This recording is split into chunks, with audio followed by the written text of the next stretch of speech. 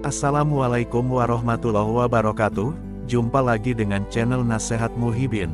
Mudahan kalian dipanjangkan umur, disehatkannya badan, dimurahkannya rezeki. 6 keutamaan membaca Ratib Al-Hadad. Doa Ratib Al-Hadad adalah doa terkenal di kalangan muslim, disusun oleh ulama terkemuka Abdullah bin Alawi bin Muhammad Al-Hadad dari Hadramaut.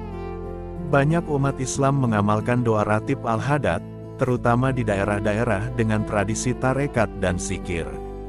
Secara dasar, doa ini memiliki beberapa versi yang secara umum berfokus pada permohonan rahmat dan perlindungan Allah, pujian kepada Nabi Muhammad, serta doa untuk pertolongan dan ampunannya.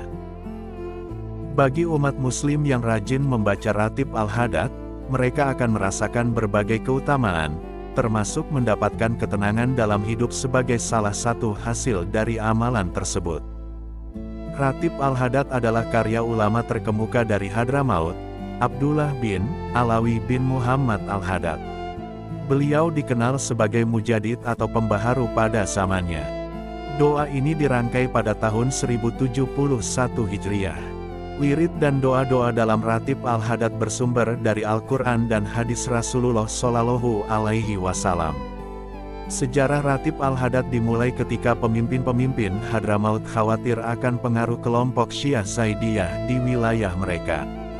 Mereka prihatin bahwa kelompok ini dapat memengaruhi orang awam yang telah lama teguh pada akidah Ahlus Sunnah wal Jamaah.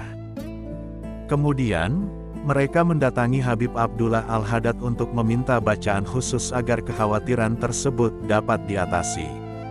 Akhirnya, disusunlah bacaan yang terdiri dari wirid dan doa-doa, yang kemudian dikenal sebagai Ratibul Hadad atau Ratib Al-Hadad.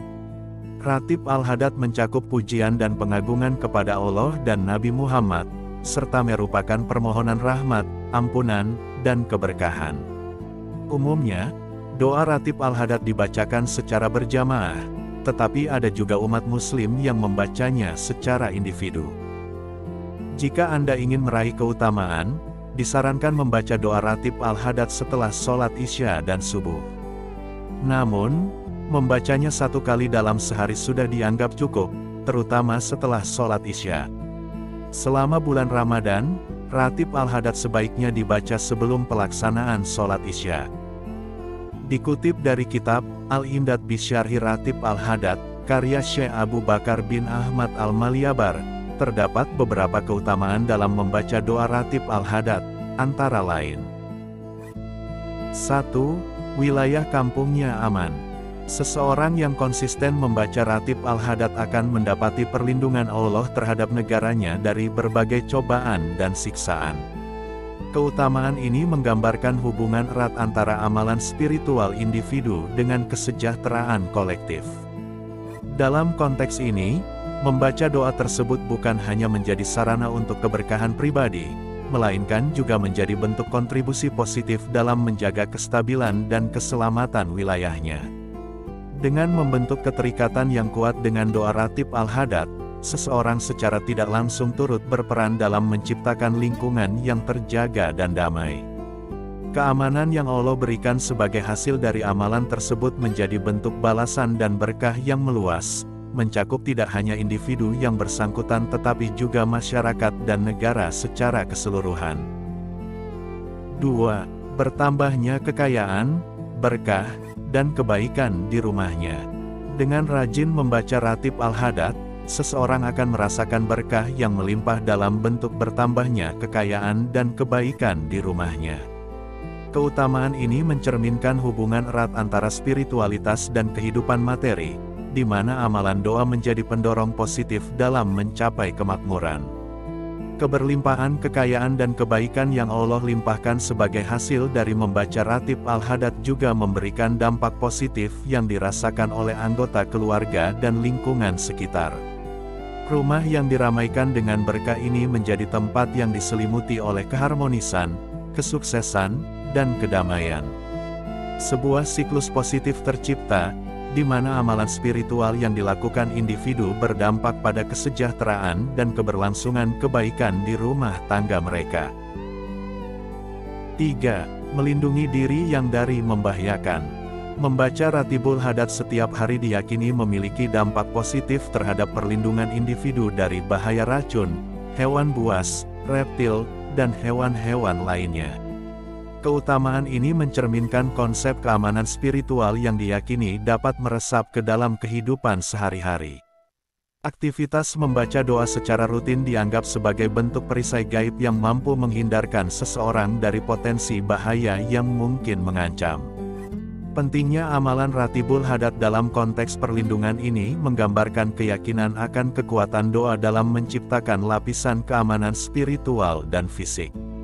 Individu yang menanamkan kebiasaan membaca doa ini secara konsisten diyakini memiliki perlindungan tambahan dari segala bentuk ancaman atau bahaya. Sebagai bagian dari praktik keagamaan, membaca Ratibul Hadad bukan hanya sebagai ritual, melainkan juga sebagai sarana untuk memperkuat ikatan dengan Tuhan serta meningkatkan kesadaran akan perlindungannya dalam kehidupan sehari-hari. 4. Meninggal dunia dalam husnul khatimah. Seseorang dianggap meninggal dunia dalam keadaan yang baik, yaitu husnul khatimah. Dalam konteks ini, husnul khatimah merujuk pada keadaan terakhir seseorang yang baik dan diberkahi. Pada saat-saat akhir hidup, diharapkan bahwa seseorang dapat meninggalkan dunia ini dengan kebaikan, kesucian, dan mendekatkan diri kepada Allah. Penting untuk diingat bahwa husnul khatimah bukan hanya tentang akhir hayat, tetapi juga mencakup perjalanan hidup secara keseluruhan. Upaya untuk menjalani hidup dengan kebaikan dan bimbingan agama dapat membawa seseorang menuju husnul khatimah. Oleh karena itu, sebagai manusia, kita diberikan kesempatan untuk memperbaiki diri dan mendekatkan diri kepada nilai-nilai yang baik selama hidup kita. 5.